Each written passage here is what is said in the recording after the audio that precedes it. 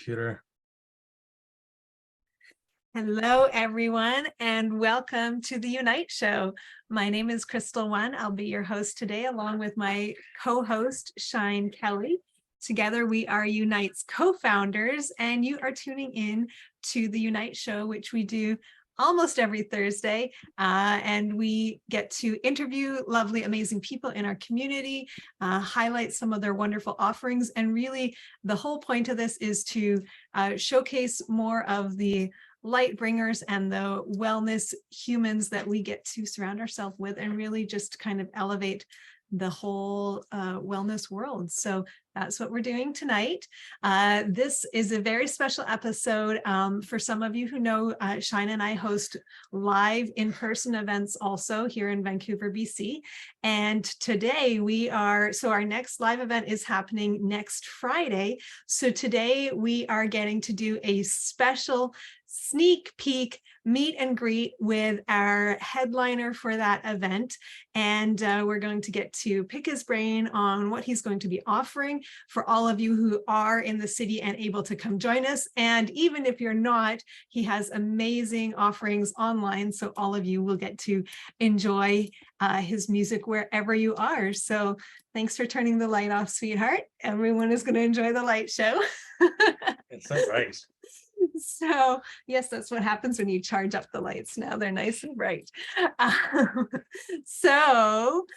For everyone who is not aware, the person I am speaking of is the amazing and talented Ānanda Das.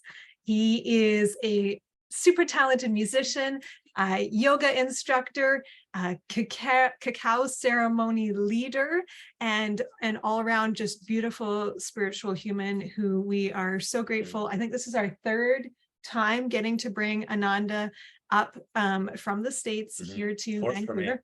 Fourth for Shine. And we've had amazing pyramid concerts. We have had concerts in the planetarium. We've had all kinds of magical concerts with Ānanda Das. So this one will not be an exception. It will be amazing. And we're also going to be doing a first time for us, a full weekend retreat as well with Ānanda. So without further ado, do you have anything else to add? Without further ado, I'd love to welcome Ānanda Das. Come on up, say hello, and please tell us just a little bit about what you're going to be up to. Namaste, everybody. Satnam. Wow, love it. I was just having some flashback of those memories. I'm like, wow, the planetarium one. That was so much fun. Wasn't that amazing? Yeah. Oh, chanting in the the dome. date. It's the only one the only planetarium experience I've ever played at, and that was just phenomenal. Super phenomenal. So wow. And we got you in our backyard pyramid as well. So that was another very special concert for us. People still talk about that one. They're like, both of them. They're like, remember when you had that pyramid concert? That was amazing. So yeah. Shout out to Damien. Yeah, for Thanks his pyramid. for the pyramid. That was awesome. Yeah, and the planetarium was so epic. Like, for people who don't know, the planetarium in Vancouver has all these amazing, like, really beautiful, like, images that make you feel like you're in the cosmos, and it's all around you. It's kind of like being in a 3D goggles, but without the goggles. Yeah. And we had Jaya Lakshmi and Ānanda playing live while we were traveling through the cosmos, and it was just so beautiful. And vendors and the whole thing. Yeah, it was great. I think we got to do that again sometime soon. Try it. I think so too. We've got to, everyone send love to the planetarium, that they will want to, after COVID, they've been very restrictive for what kind of events they're having in there. So keep sending love, that they will open up and we'll be able to get in. One day we'll just build our own. Right. Have you seen the new dome in Las Vegas? No. Oh my God. Everyone Google it after this.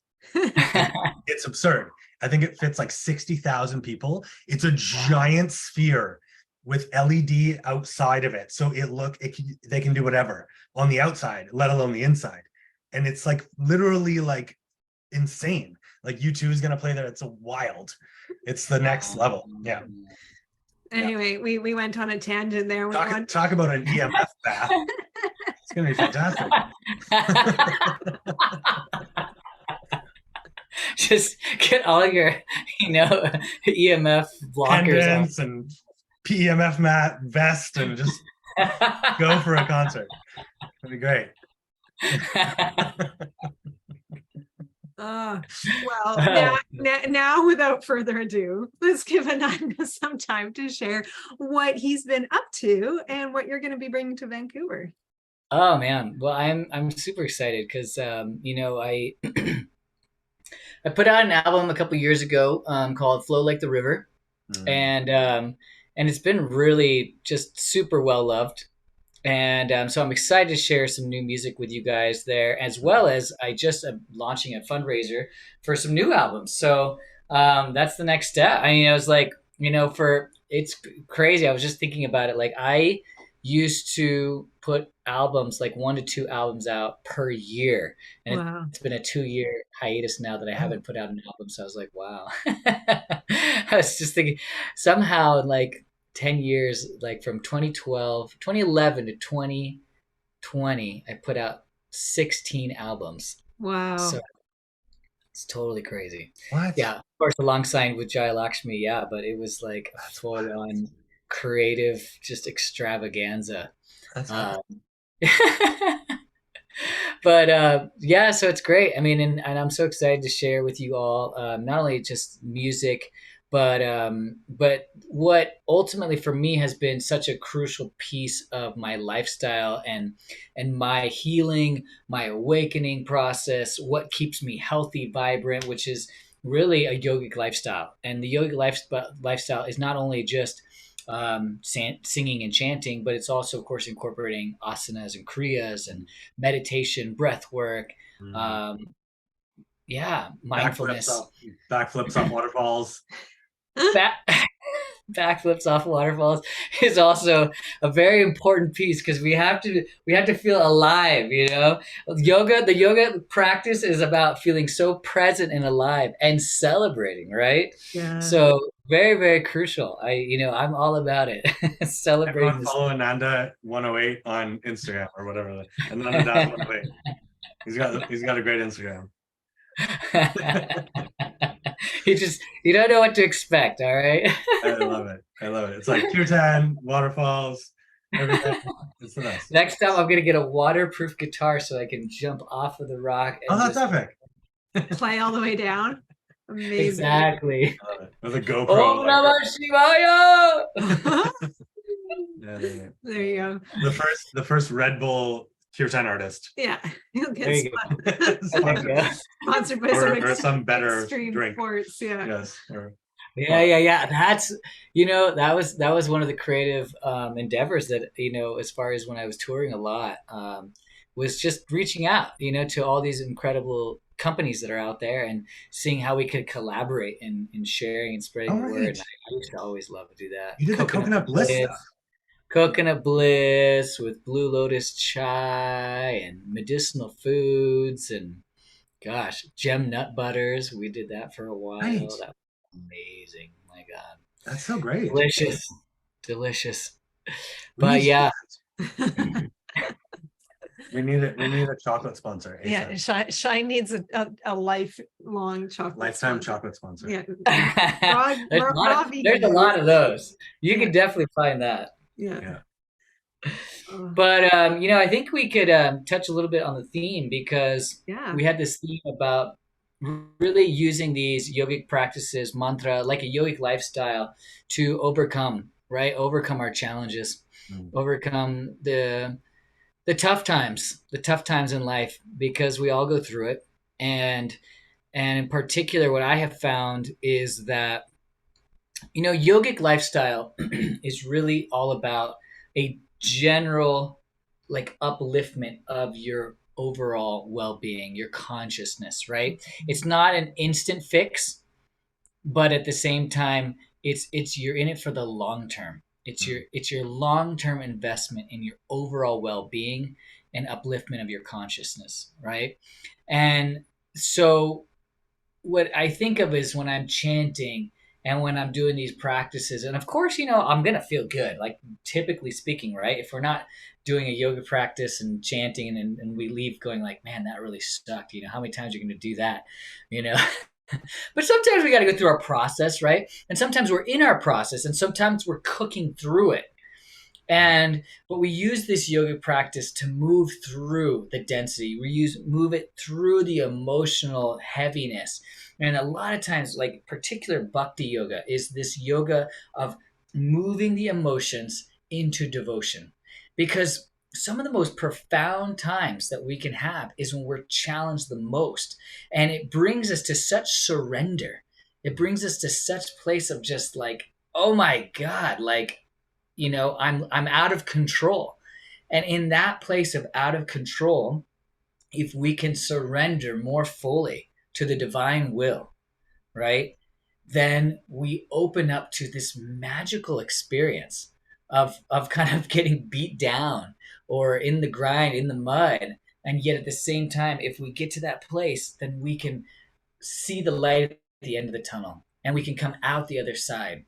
And we can all have these moments, like we all have these moments where we look back in our lives and we're like, man, those were the hardest times, or that was the hardest time in my life. But you can also witness how much you grew from it. Mm. And if you also incorporate a spiritual awareness and spiritual practice, not only after or before, but during, I feel like you ultimately will amplify your growth in those experiences so much more. Mm-hmm. And I think in many ways it's gonna hasten the experience of feeling like you're going through such a challenging experience, right? And so, in the yoga practices, we have all these, different deities like, say, Shiva or Kali, that represent that which, when we're going through a massive transformation, right? Letting go. And we, then we can incorporate chants like Om Namah Shivaya or Om Kali Kaye Namaha, right? These different chants, and we can sing to the deities. We can sing to the mantras, sing to the vibrations that ultimately, what does it represent? It's an archetypes that represent like classic Shiva, right? Shiva dances in the fire of transformation. That's known as his Nataraj. He dances into the fires of transformation. Kali dances ecstatically, and so does Shiva, on the cremation grounds. And what does that represent for us? Like, how can we get to that place where we dance with all the transformation? How can we get to that place where we embrace the fires and the death of transformation? Mm-hmm. But then we can also, from that place, also embrace and enjoy. Like I had a client today. She's like, I was asking her, what's up? Like, what's happening in your life? She's like, I don't know. I went to the beach. I'm having a great time. I'm having a great time with my family. I'm having a good time with just life in general. And I'm like, great. Then let's sing to that. Mm-hmm. Let's sing to the joy of life. Because we don't want to just also like have to have such chaos or challenges in order to get to the depths of our spirit, right? We also want to be in that place of celebrating the good times. And that is the essence of Lakshmi, of Vishnu, of Krishna and Radha, of Ram and Sita, the sustaining forces of consciousness where we can celebrate it all.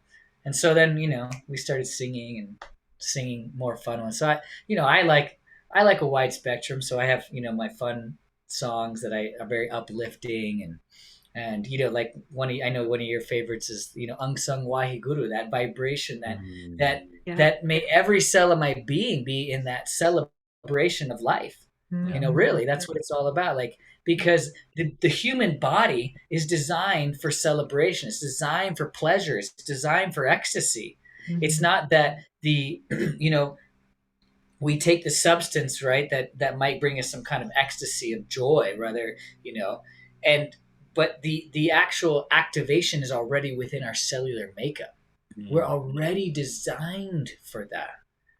And the yoga tradition says all we need to do is learn how to continue to cultivate our innate joy, our innate ecstasy, and we will just celebrate that, and we'll experience that.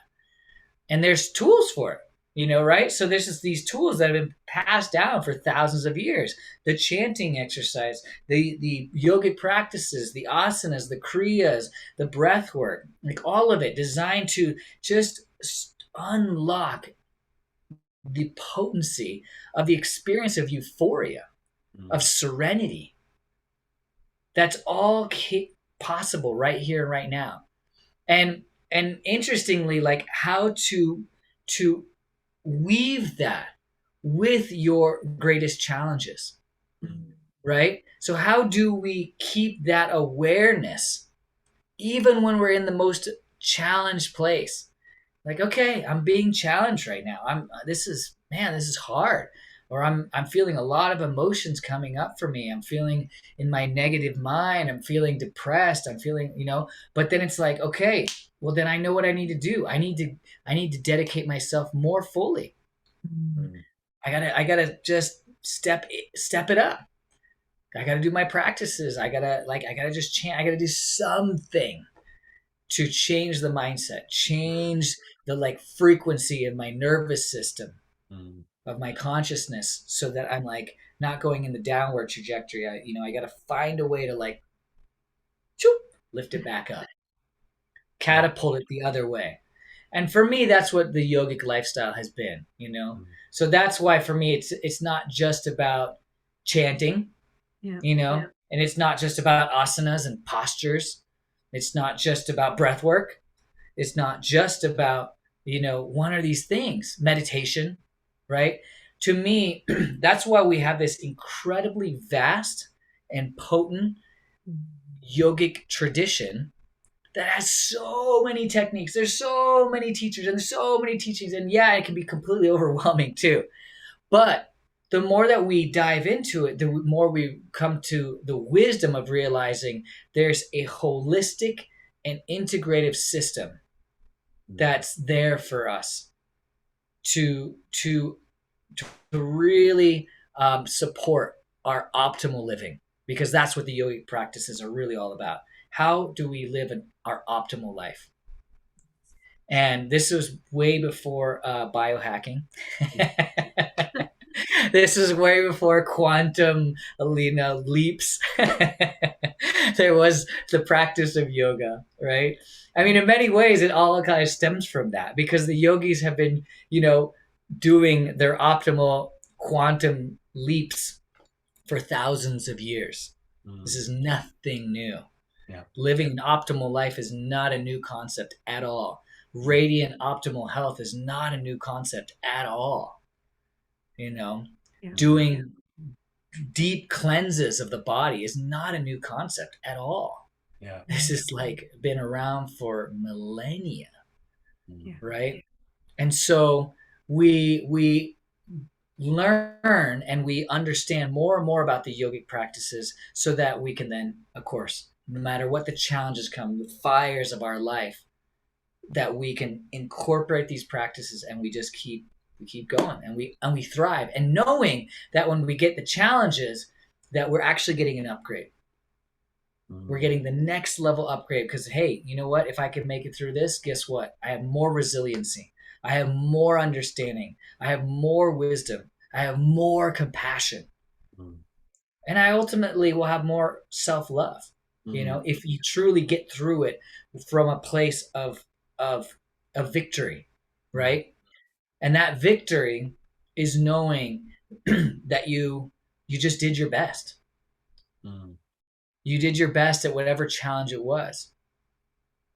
And to me, that's why I love the yoga path, the yoga lifestyle. And so what I'm here now to offer with you guys in Vancouver, which is such an honor, with Unite, is not only a beautiful kirtan and concert, Heart Songs concert on Friday night, but then a whole weekend of offerings, which includes yogic practices, meditation, kriyas and asanas and breath work and all that.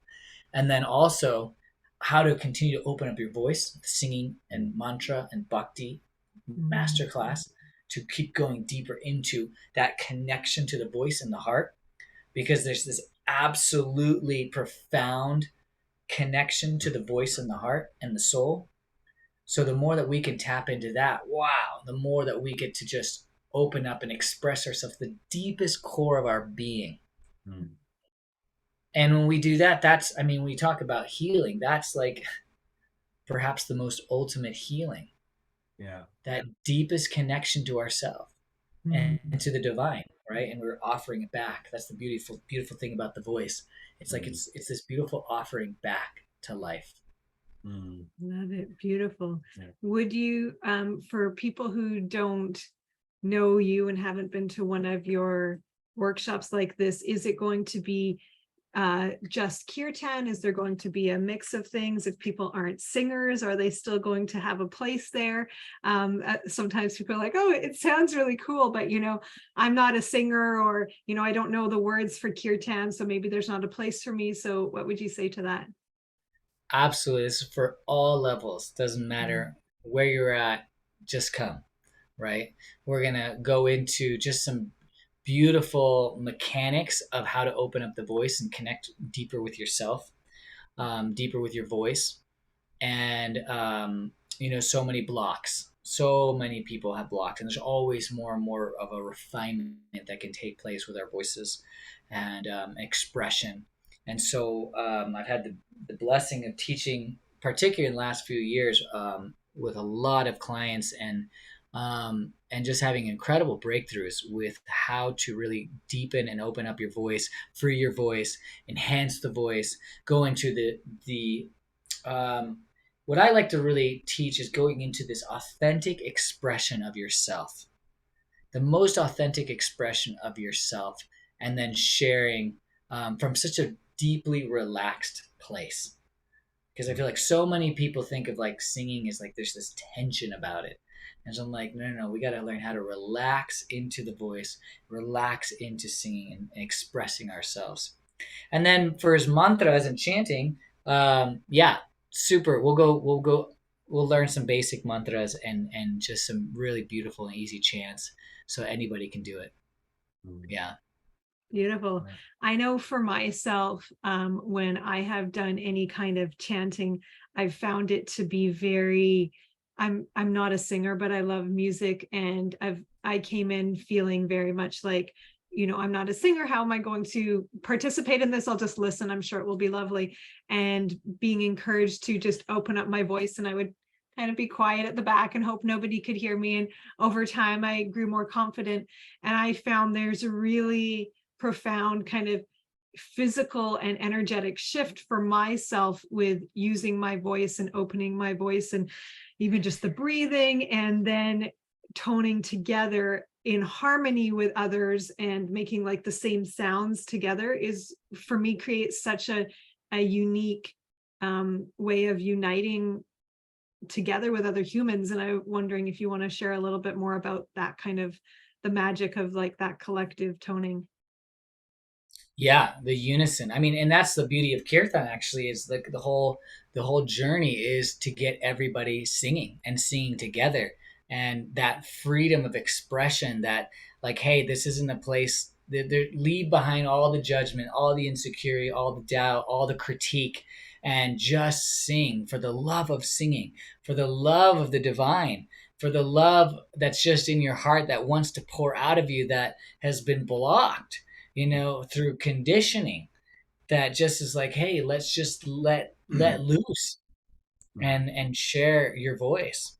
And so that's one of the most beautiful things about kirtan. It's just like, wow, getting lost in the mantra. And it's not just lost, but it's again coming back to this full circle. It's the lost in the ecstasy or the ecstatic state of chanting, where we just lose all the thoughts and all the judgments, even the thoughts of who we are, what we need to be doing, all of that. And we just get into a timeless place of bliss and ecstasy. Yeah. For me, I'm also a kirtan. I wouldn't say I'm a kirtan artist. I've written many songs, and in the later part of I had 5 years where I was just downloading songs. That was my full-time sort of thing. Not downloading on the internet. Yeah, receiving all these beautiful songs, and I would just be going for a walk or doing something beautiful, and songs would just pop in, and I would learn how to just get out of the way and let them flow and record them and whatever. And what felt, and as that, you can flip it on, it's okay. as that was flowing, the songs that would come in at the like towards the end of that time were simple, you know, repeatable mantras that we would just sing, and that were just like kind of like a chorus or like something, and it would just be that, and then we would sing it with a group. And some of the highest I've ever felt like frequencies have been through that, through those experiences of just singing with people. And I heard someone say that sound is a much denser vibration than light. And so when people think about enlightenment and meditation, you know, meditation and just thinking is a one way to change your vibration. But sound is it's like it's almost stronger. It's like more physical than thought. And so being in a room and singing with other people, it's very easy to just let your cells vibrate at that frequency, almost easier for me than like a meditation. It's like everyone can kind of, or at least I do. I feel like when I'm at a kirtan, I'm like there.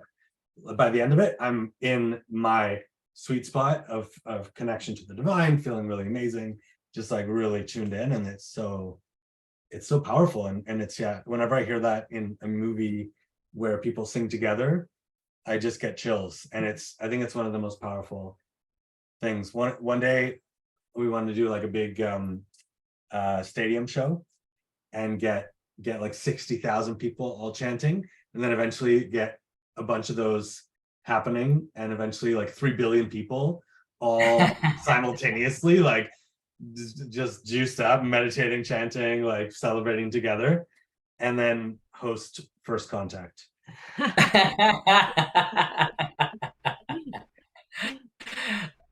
know, this is why I like you guys. It's the vision is always so vast, and I love that. It's very inspiring, you know. Yeah.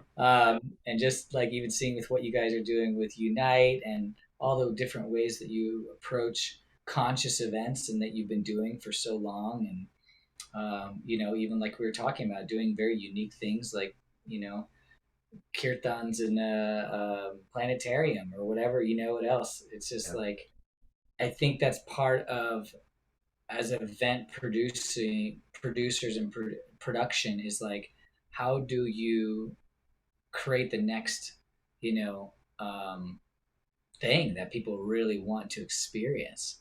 Yeah. Right. And something unique, something that's never done before. Right. So, and then that's so memorable to people and such a profound experience for people. So we'll keep dreaming it up. Yeah, I think that's I love the way you put that, and really always looking to create something unique, to create a bridge. We really see Unite as being a bridge and a way to introduce people to, sometimes, like you said at the beginning, you know, these things aren't new. Yoga's not new, chanting's not new. All of this was around long before biohacking, before all these kind of like new wave things. And for a lot of people, it is new though in their consciousness, and it is something that they're opening up to. And one of Shine and my favorite things to do is to find these amazing modalities that, whether they are new or whether they're re-emerging, to create a space which is fun, which is a kind of feels like a safe and exciting new way to experience them. So that is what really drove us to do things like kirtan in the planetarium, to do harbor cruises with conscious musicians, we did a wonderful plant dome meditation in Vancouver's biodome. So we singing plant meditation. So we had singing plant technology with the parrots and the Queen Elizabeth. Man, those parrots were great. They were screaming so hard. Like, they were going nuts. Like it sounded like someone yelling at the top of their lungs. No, you're just like, and it was like, okay, everyone, like focus on your inner. It's like It was wild. Like, okay. It was a really cool experience to get everyone to focus and drown it out. And then it was really neat when we got to when everyone else's energy calmed, so did the parrots, and everything came down. And it was really neat to hear the more people were fussing and trying to deal with it, the more raucous it became, and the more everybody just focused on the meditation. It turned into just this beautiful kind of really they calmed down after. It was this really kind of visceral experience for a lot of people of like, oh, that's kind of the chaos in regular life, right. And then through meditation and through kind of that inner work together, it created this really beautiful calm state. So luckily we had an animal, literally an animal communicator there, and she went up and started like chilling with the parrots, and they calmed down. That was really, really fun experience. Well, and I was going to talk about that a little bit too, with that concept of like the collective coherence, right? And I think there's something so profound about singing together in groups, because just singing alone really instantly is a balance of the right and left hemispheres of the mind. But then it so quickly moves to your heart. And that's what's so tricky about most other types of meditations. It can be so easily just cognitive or mental based, right? But with singing, it's like you almost have to, like it's hard to sing and not be in your heart, right? That would be challenging, because it's like after a while you just naturally kind of go there. If you really get into it, if you're just fighting it, right? There's resistance. Oh, I don't want to be singing, and I don't sound good. Da, da, da. That's all cognitive. But at some point, if you get to that point of losing yourself, and that's the beauty of kirtan. Why do we keep repeating the mantra? Why do we keep repeating the same phrase over and over and over again? It's like at some point the mind gives up on the fight. Like, what does this mean? What am I doing? Why am I doing it? I don't sound good. I don't think I'm singing the tune. I don't even think I'm singing the melody right. Da, da, da, da. But at some point, keep going and keep going and keep going. And then you're like, well, I think I'm just going to enjoy this now. I'm just going to lose myself in it. And then when you do that, it's like, wow. And of course, part of the artistry of this experience is creating music and melodies that ideally quickly or completely obliviate like the resistances. So if we hear a melody and music that already feels good for us, that we like, it's going to be that much easier to drop in and that much quicker. And you're like, oh, I like this song. Ooh, I like this melody. Ooh, I like this person singing. Ooh, I like the vibe here. Oh, wow, I can really feel that connection to the divine.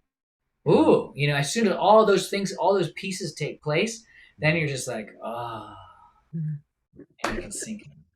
I feel like that I have, I've been really practicing emotional alignment techniques and figuring out what works for me in terms of getting into that flow state, because I've really experienced so much of it being in that receiving mode for songs, and just having so many experiences of deep meditations and deep bliss. And I remember being at this music festival, Beloved, in Oregon. You've probably been there. And I opened it for like 9 years. Oh my God. Right. Yeah, of course.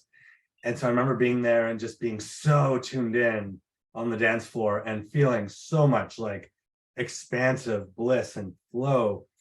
And then years later, I was really struggling and going through a lot of emotional work and feeling like I had to figure it out and clear it and fix it and get to the root of it, and trying to like dive into my shadow self. And something brought me back to that idea of like, you know what, at Beloved, I had all of the traumas or whatever I think that I'm trying to fix, but I was in bliss. And those things were unhealed, but I was in bliss. So that was one of the core things that reminded me that I don't have to be healed in order to be in bliss. Like I don't have to wait in order to connect. And I feel like that's something that these kinds of experiences bring us is, and Kais and I were talking about this today, is that I think some people have this belief or this idea that in order for us to be whatever we want to be right now, we need to first go back and heal the past and fix the wounds and past lives and and trauma and do all this stuff. And what I'm finding now is that the path for me is to, find the path of least resistance to my alignment, my joy, my bliss right now, and then let it guide me. And sometimes it guides me to cleaning up past stuff, and sometimes it guides me to being in joy and doing something fun and going to the beach or singing whatever. But that it's not necessary to fix, and it's even counterproductive, because activating sort of painful memories and parts when we're not in a place that where we're able to actually move through it just re-traumatizes and can kind of like bring up, and then it's like, oh, then I'm just out and I feel terrible.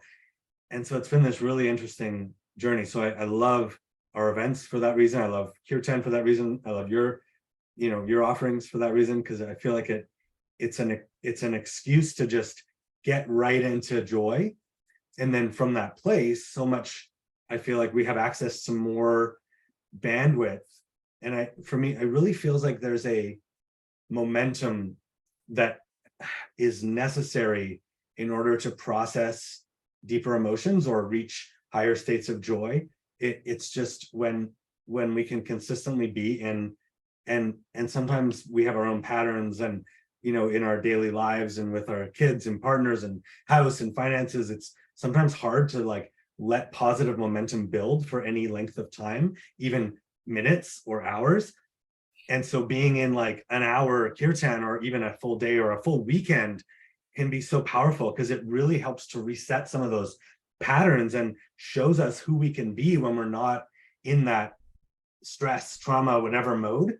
And so I feel like these experiences are so powerful and potent, not just for the moment that they're in, but to sort of reset our belief of what's possible for us and how we can be and who we can be.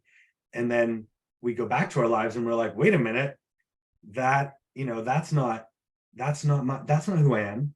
I'm so much more. And it sort of forces us then to acknowledge the lower vibrational states that we might inhabit in our day-to-day lives as not normal and as not who we really are. Whereas before, that's like, that's just where I'm at. I'm just stressed. I'm just struggling. We're just fighting. But when there's a sustained experience of alignment and bliss and or whatever, that moving through those emotions to get to a higher state, it can kind of shift something in the brain that's like, wait a minute, that's not normal. That's not who I am. That's not what I want. It's not. Yeah. So I love that.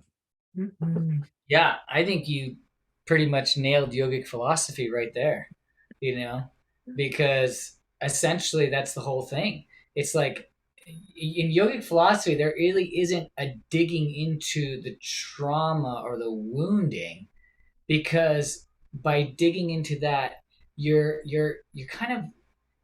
run the risk of more and more identifying with that trauma or the wound as who you are. But ultimately, all of that is temporary. So the search is ultimately, who are you really? Yeah. And from the yoga perspective, we are truth, Sat, Chit, Ānanda. We're truth, consciousness, and bliss. And not only that, the truth of our consciousness is blissful being. Yeah. And the yoga perspective always refers back to Mother Nature and says, well, look at Mother Nature. What's happening with Mother Nature? What's happening out there is there's a lot of ecstasy. There's a lot of joy happening, right? There's every day we hear birds singing. Every night we hear crickets chirping. Every day, there's just, and life is thriving. Yeah. Life is thriving. So flowers are being bloomed like new leaves. I mean, of course, spring is a little more optimal for that, right? But there's an experience of, yeah, of a blissful being. And so I think it's an interesting trend that's been taking place, that there's such a emphasis on so much trauma healing and so much deep inner child work and all that, and there is a time and a place for that for sure, but we don't necessarily need to go digging for it. Yeah. Right. We just, things will come up, and in that time then we have to use the practice that we have and the experiences that we have, the tools that we have to work through that. And sometimes if you feel the inspiration, of course, then you can also go in deeper and feel like there's the healing. But in the end, you run the fine line of like over identifying yourself as, I'm a traumatized person. Yeah. And the reality is, at the deepest core level, we are just all souls, and we're all going on a journey, and that we all have the capacities to be in our joy. I mean, that's a huge piece of the yogic study that I always was like, what? Of all the philosophical systems out there, like, to me, one that tells me that my truth of my consciousness is bliss, I'm like, that's the one for me. Like, I don't need the ones that tells me I'm a sinner, or tell me that I'm going to hell, or it's the ones that life is all suffering. That one doesn't work for me. But the one that tells me that I'm innately blissful being, and that I can live my optimal thriving life. And of course there's going to be challenges. Of course, that's like how we grow. But we embrace those challenges as ways in which we will ultimately gain more compassion, more wisdom, and understanding. Not that we go more into a victim story, that I'm more traumatized than I ever thought I was. Well, guess what? That's a never-ending story. Yeah. There's a never-ending spiral, and it's a spiral downward. Because, of course, not only could you look at your trauma in this lifetime, you could look at your trauma in lifetimes after life. It's an endless cycle. Yeah. Attract new trauma. Exactly. The yoga perspective, no. Oh, dear. We're here to optimize our blissful being. Yeah.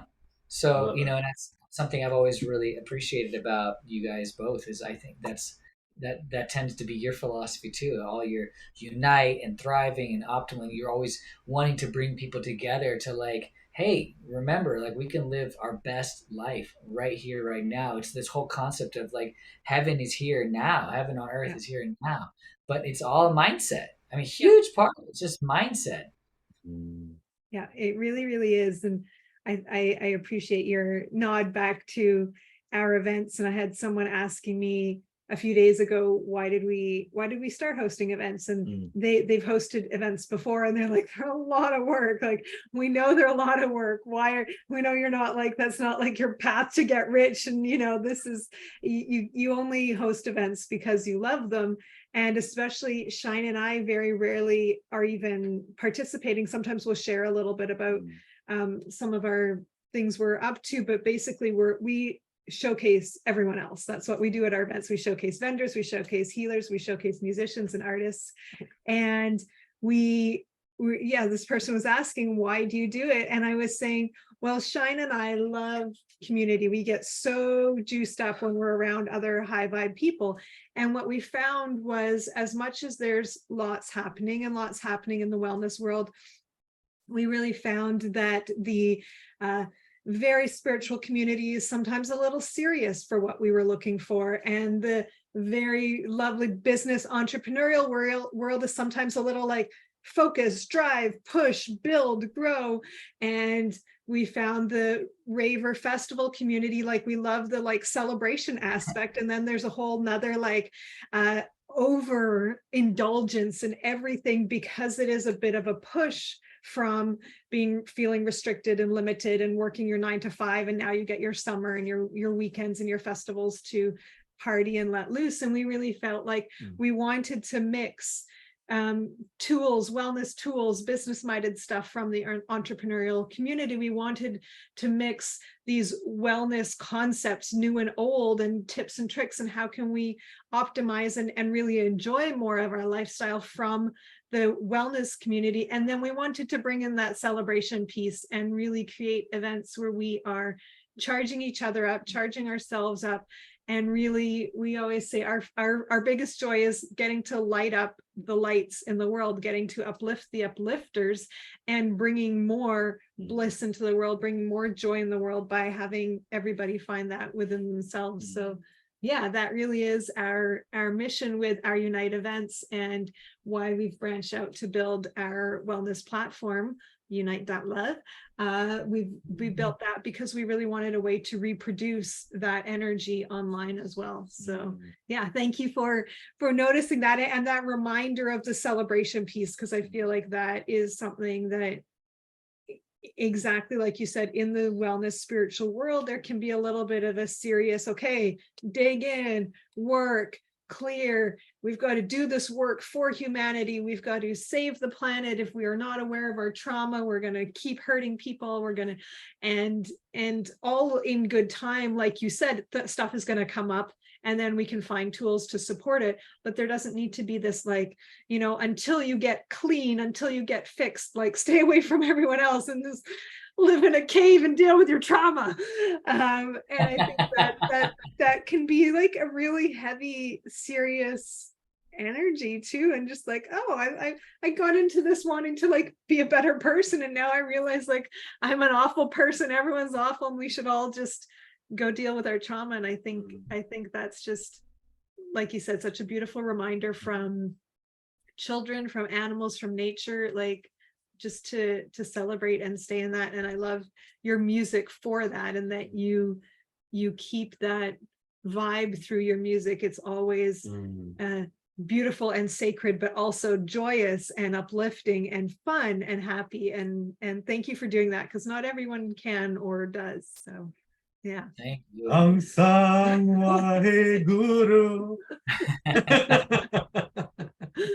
So good. Yeah, and it actually, that kind of comes full circle with something that I haven't talked about yet. That is the concept of the cacao ceremony. You know, and for me, all of what we've talked about is encompassed with the cacao ceremony, and I have had the blessing. You know, I'm half Guatemalan, and I've had the blessing of being Guatemala and connecting with the spirit of cacao, essentially, and the indigenous people who work with cacao, and just how profound of a medicine that it is. But it's a light medicine in many senses, a light medicine for the heart, and it's a medicine for celebration. It's a medicine for community. Because I mean, if you think about cacao, it's like, when do we love to have chocolate? It's like, I mean, for celebrations, right? For birthdays, for holidays, for, you know, all sorts of things. And of course we use it for, I mean, many of us use it every day, but but in the end, you know, it's a beautiful heart opening and community bringer together, you know, like you bring chocolate is what helps bring people together. So, you know, for the Altar of Love weekend that I offer, the whole idea is that we end with the cacao ceremony as kind of the glue to the finale, to bring us together in community and celebration and honoring. And we honor the earth, we honor the connection to the earth, honor our connection to the stars and all that is these unseen and seen forces and experiences of being human, the whole wide spectrum, and that it can be light and that it can be fun. That it doesn't have to be, you know, we don't have to purge, we don't have to do it all night, we don't have to, like, you know, go into the depths of our trauma. Like, it's not that. It's that we can have a really beautiful, sincere way of communing with ourselves, with the love that's innately of who we are, and that love and appreciation for all of life, all that life has to give us, you know? So, and again, it comes back to this concept that the yoga practice isn't a quick fix. That's not why you do yoga. It's not about a quick fix. It's about the long-term investment in yourself. It's called self-love. It's this long-term self-love. Nice. So, yeah. So anyways, it's a little bit about the cacao ceremony that I love to share still, because it's kind of innately still connected to my ancestral roots. It's something that I love to eat pretty much daily. Me too. And a way to just connect to a daily experience of ceremony. And this is so important from the yogic perspective also. It's like we all have rituals. We all have our daily rituals. The question is, are those rituals uplifting you? Yeah. Are they bringing you more and more into the sacred? Or are those rituals spiraling you down, getting you more into the density of ultimately forgetfulness, right? Yep. So we are in the practice of cultivating how to create these rituals for us, because the more we create these daily rituals that align us to our divine purpose, divine self, divine love, all that, wow, then you live your greatest life. You live your extraordinary life. And from my mantra, I feel like has been like, I want to live an extraordinary life. I came here to this planet to live an extraordinary life, to live here, my favorite place in Sedona, Arizona, and go out in the rocks and go out swimming and be with friends and share music and share yogic lifestyle and be in community. To me, that's living an extraordinary life. Yep. And we all have that ability.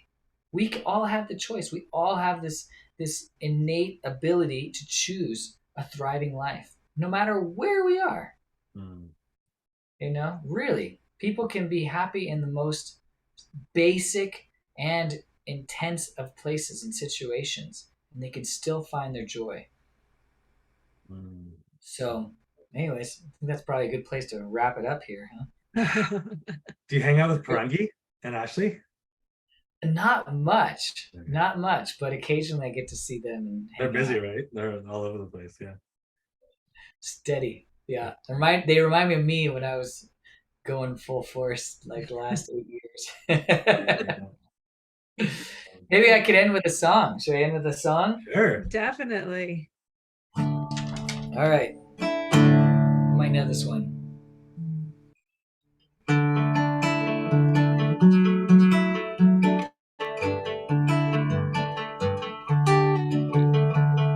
Ang Sang Waheguru. May every cell of my being vibrate with ecstasy, with bliss, with joy, living my optimal life, my extraordinary life.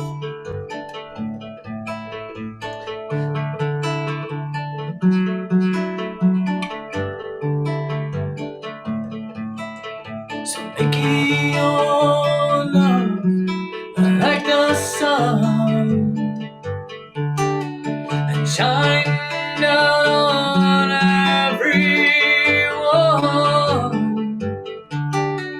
It's making your love like the sun and shine down on everyone. Ang Sang Waheguru, Ang Sang Waheguru, Ang Sang Waheguru, Ang Sang Waheguru, Ang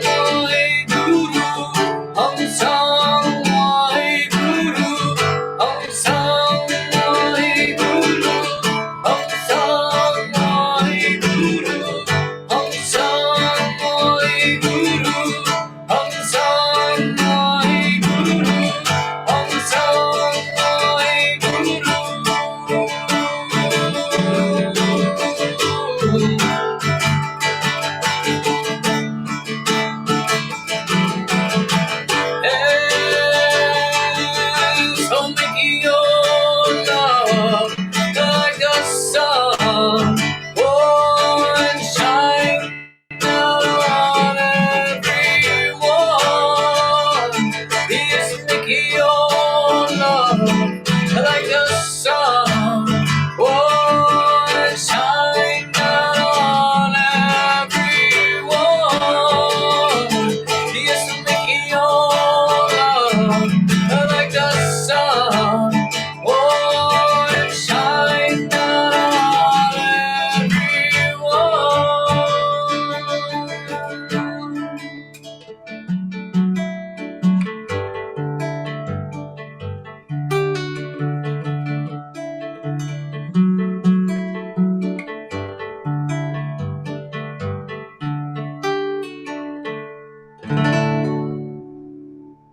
Aw, so good. It's so easy to feel good, just like it's like a bath. It's like Yeah. just letting it wash over. It's like, Yeah.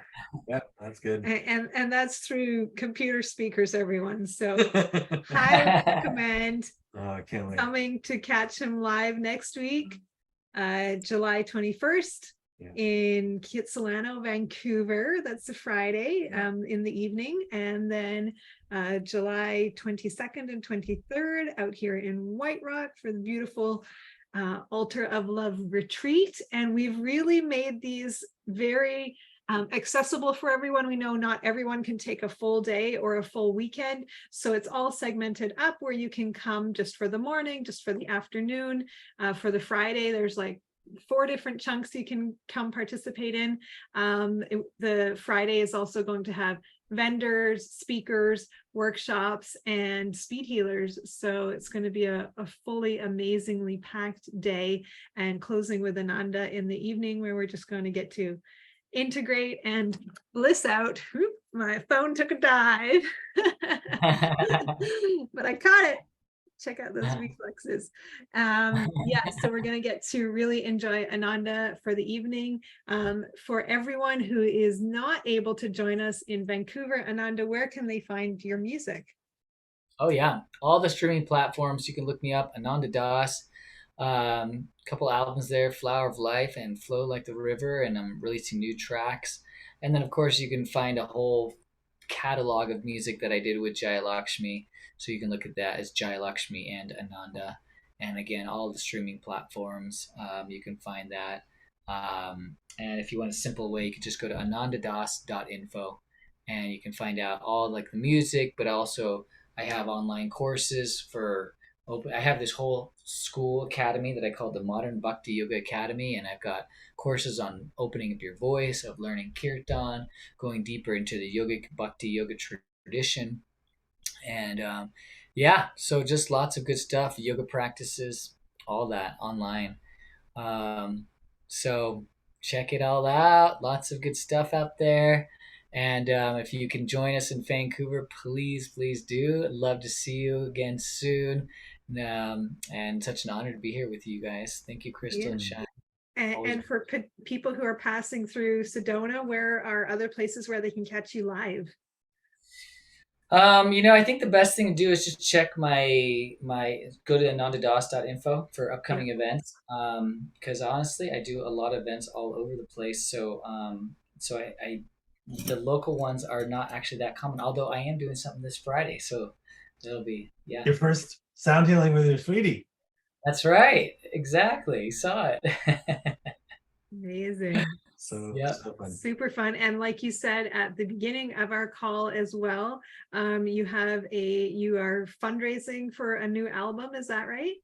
Yeah, actually, 2 different albums. There'll be one's going to be kind of a Sanskrit kirtan, and one's like more the Kundalini yoga tradition that, and the chants from that tradition. So yeah. Beautiful. So you can put the links in this chat and we'll add them to the recording. Yeah, I think everything's right there. Let's just put it anandadas. .info. And then on the Saturday, the 22nd, there may be a special thing. We're not sure yet. There may be something extra special in the evening for the locals, for people who are there, or people who want to join. Yeah. So we're still figuring out what that could be, but it might involve fireside, impromptu, joyful community chanting with Ānanda Das, and Woo! some rare social time without agenda. So Yeah. if you're interested, let us know. Yeah. Yeah, love that. Come for some sweet intimate time. We'll hang out Right. as part of the weekend. Yeah. It'll be like going to camp. We have like a full day Friday, full day Saturday, and then a nice closing Sunday, ending with a sunset cacao ceremony. And I don't know, Ānanda, you haven't been here, but if anyone knows our house, it's pretty spectacular.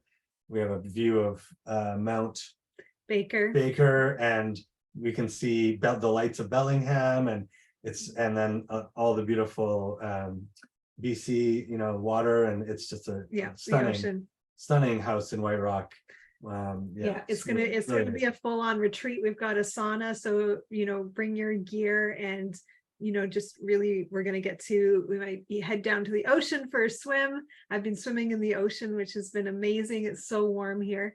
So yeah, we're really excited to bring a kind of full restorative weekend experience to you all. So there's even room for a little sleepover if people need it. Yeah, if people need space, it might be literally like summer camp. Yeah, exactly. It might be sleeping bags on the floor, but we really do. For us, this is just the most fun, getting to juice up with all you guys. And Kira will be your camp counselor, most likely. Yeah. Yeah, it's going to be really, really, really amazing. So thank you, Ānanda. Yeah. It's so lovely to get to connect. And if you need to go, that's fine. And I think Kira and Kaisa, if you want to share a little bit about your offerings on the weekend, and I'm going to message the chat with all the presenters and see if anyone else wants to come on and share. Yeah. So thank you, Ānanda, and we will see you soon. And we will branch out into talking a little bit more about what we're going to be up to for the Friday Unite Journeys event, which Ānanda is going to be closing. So, darling Kira, if you would like to start us off, I just need to get to pin you. I want to pin you up here. Let me see. There you go. Add pin. There we are. Look at you. Awesome. And yeah, so Kira is going to be opening our full event with her morning workshop. So we always kind of, with these events, we rent a beautiful space in Kitsilano in Vancouver called St. James Community Square. And it's a flat rate after a few hours. It's way cheaper just to do the flat rate of the whole day. And we're often like, it's a lot. We'll just do one thing, and then we're like, well, we'll just add one more thing. Well, we'll just add one more thing, and it's really funny that we're like, well, we have this space, we might as well use it, and we love filling up the space with community. And now that we live in White Rock, it's a bit of a drive into Vancouver, so we've kind of been like, we're probably not going to do a morning thing. We'll just start in the afternoon because it's a lot for us to get there. And Kira has been our star Unite volunteer for many events now, and she is amazingly generously volunteered to come and open the event. Not only in the past, she'll come open up and hold space, organizing the people coming in so that we get to finish off our work out here in White Rock, but now she's actually stepping in and going to be literally opening, not just opening the doors and letting you in, but actually opening the event with her beautiful workshop and offering that she's developed. So Kira, take it away and share with everyone what they're going to be getting if they choose to come at 8:30 a.m. on Friday, July 21st. Thank you, Kristall. I'm so glad to be here, and I'm so glad to expand the way that I'm participating in the event and the community. So my workshop will be for parents, especially single parents, but it doesn't have to just be for that. It is really focused on parenting peacefully through troubled times. So the family or the parents and children could have faced some kind of trauma, either through toxic relationships or separation trauma. Say there's one parent here, one parent still in another country, or one parent's generally always away because of trucking or some other long distance work. And so the kind of trauma, it can be very challenging both for the parent and the child. And often what I see is there's a focus completely on the child, and the parent is ignoring their role in the dynamic and the healing that they need to do, or the focus is on their parent, believing that children are resilient, they'll grow out of it, especially if they're young, they don't even, they're not really aware of what's going on, which is completely false. Children are so aware, they're so perceptive, and energetically they get things even when they're cognitively not there yet.